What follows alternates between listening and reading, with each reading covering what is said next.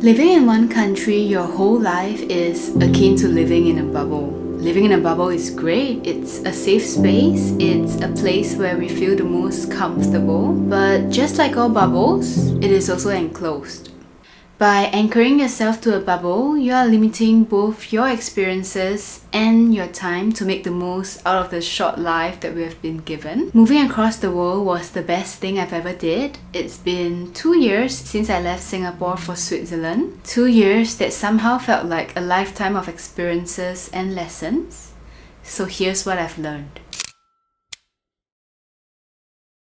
One of the most important lessons I've learned is that there's no single right way to do things. For example, in the German parts of Switzerland, punctuality is absolute, but in the French part of Switzerland, you are doing your host a favor by arriving late at a dinner party rather than being early. When you find yourself in a new place, you have to balance between doing things the way that you are taught growing up and doing things the way they are being done here. In Singapore, small talk is never a thing, where we barely even greet each other when we see our neighbours in the lobby. In Switzerland, you always have to start every conversation with bonjour, and I always allocate 10 minutes before I head out in case I meet my neighbour in the lobby and I have to talk about what I'm up to lately or what I'm gonna be doing during the weekends. You get it? So this process of learning and unlearning things that I used to know made me question how I used to see the world that is pretty much rooted in right and wrong. I learned how to be open-minded, curious, empathetic towards people who are different from me, at the same time appreciating my own culture and identity to share it with others.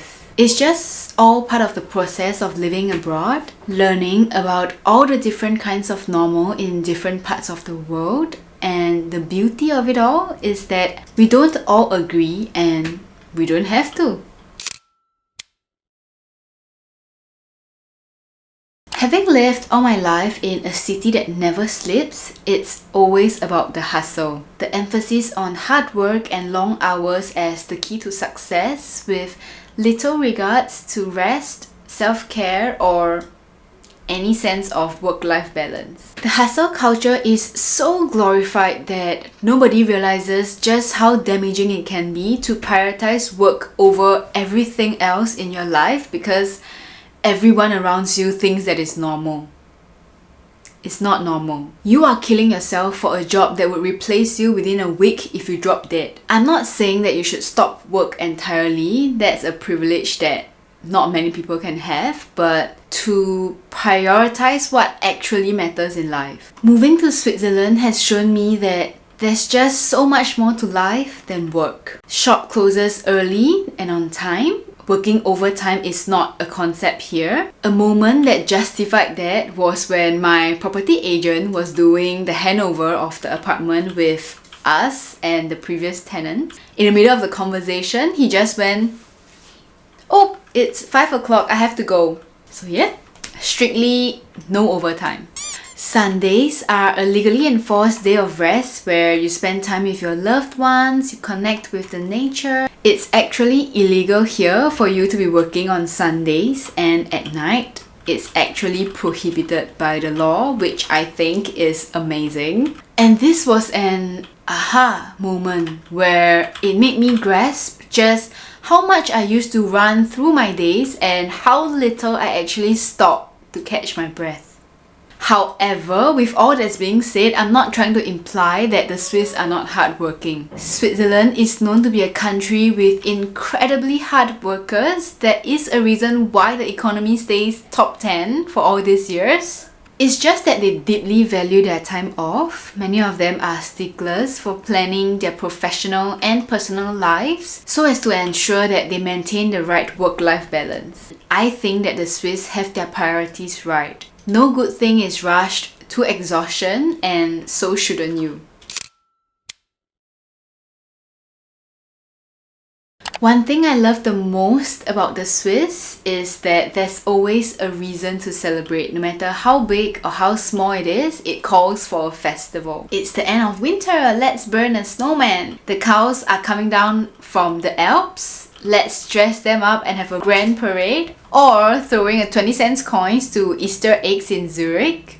It's just all so much fun. As much as we love birthdays, weddings, graduations for a reason, if we reserve the good times just for a few major life events, we miss out on so many reasons to celebrate ourselves and each other, which brings me to my next point.